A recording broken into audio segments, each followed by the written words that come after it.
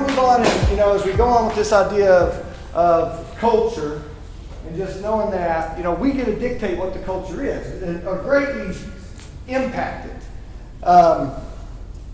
Talk to you a little bit about teams, and I want to start working towards this idea that life is team. There's so many different teams that you're on in your life. Life is nothing but a big teamwork experience. This is from a book, one of the books that you'll see today, The Power of a Positive Team by John Gordon. John Gordon is the guy that I just became aware of in the last little while, who just does a lot of great stuff talking about positiveness and teamwork. It says people come together to form all types of teams. Some teams row a boat. Some teams design the boat. Others build the boat. Some teams build bridges, and others build bridges to the future by creating new technology and medicine. Some teams play for championships, while other teams make it possible for people to watch the championship on television. Some teams teach children in schools. Some teams put out fires, while others create curriculum. Some teams teach children. Some teams teach adults. Some teams work in an office, while others are virtual. Some teams rescue. Some teams are temporary, while others stay together for decades. Some teams come together for a season, but no matter how long people work together, I'm convinced they come together for a reason. We come together because we are better together. When people commit to something bigger than themselves, they rise to a level much higher than themselves. So you guys live in this world. I mean, your whole job is for others. Absolutely. Now, there's other reasons, right, that may get you into that occupation that you chose.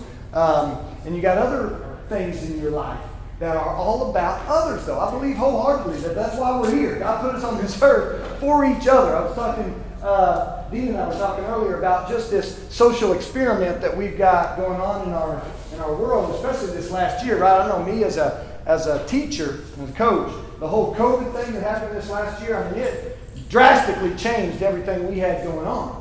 And part of that was the classroom experience. And so I went from, teaching to, I basically had 20 kids in my classroom all day, every day, to zero.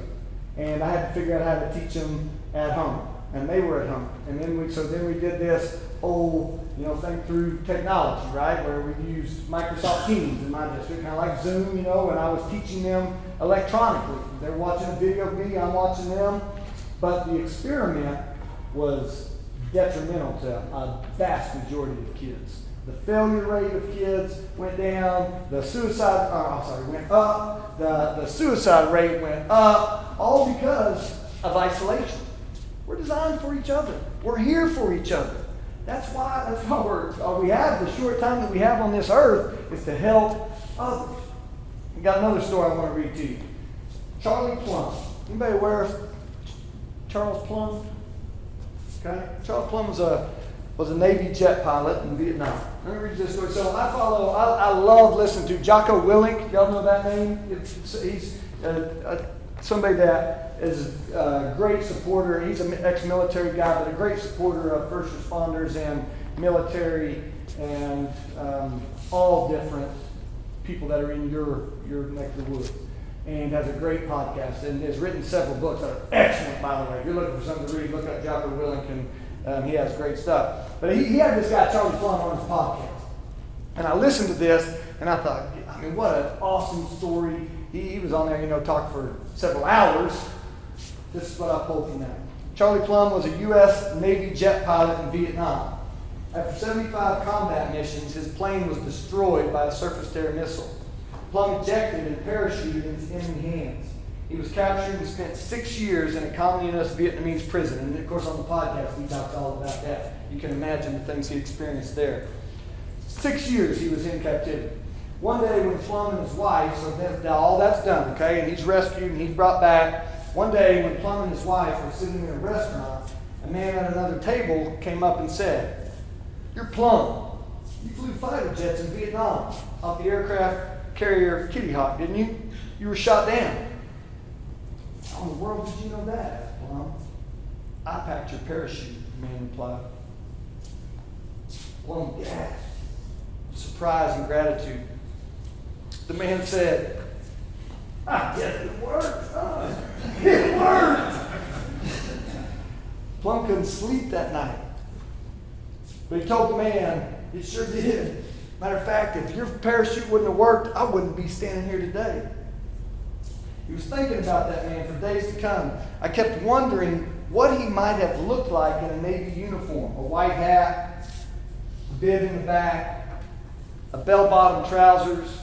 I wonder how many times, this is him talking, I wonder how many times I might have seen him and not even said good morning. Not said, hey, how are you? Or anything. Because I was a fighter pilot. He was a sailor. Plum thought of many hours the sailor had spent on a long wooden table in the bows of the ship, carefully weaving the shrouds and folding the silk of each sheet, holding in his hands each time the fate of someone he didn't even know. So this is his question. Who's packing your parachute? Who has done something that has helped make your day safer, make your day easier, make your moment more pleasant? Or who have you witnessed packing someone else's? We need to recognize these. Each of us are touched by individuals who provide what we need to make it through the day, to make our lives better, right? Who's on your team? Who's on your team? Let me get to this next. So there's Charlie Plum right there. That's him, of course, now. That was him back then there. Parachute packing, right? Who's packing your parachute? Because no one creates success alone. And, you know, we were talking earlier. I can't remember if it's Patty we were talking to. Although I've heard more words come out of Patty's mouth in the last, how long have I known you, Patty? About 12 hours or something like that? That guy could put some words out now. I'm telling you, I'm enjoying every moment of it. And I know I can go back and teach my father-in-law how to cattle ranch. Let's see, about softball, about track. That guy can carry on a conversation, right? But I was talking to Patty, or I was listening to Patty talk, and he was talking about, and John, and they were talking about the students that they have working for them at the university. And, you know, just behind the scenes that help them immensely. Get the courses out, get them ready, and all that stuff. We all got people behind the scenes. We all do. And they appreciate a thank you just like you do. They do.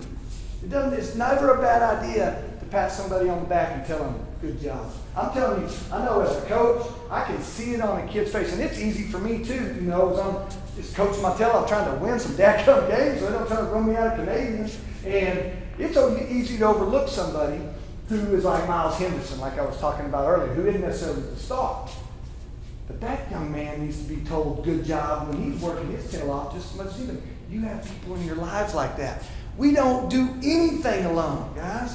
But you telling one person, good job, thank you, I appreciate you, can have a huge impact. Huge impact. We're better together. And together we accomplish great things. It's easy to overlook people. So pay attention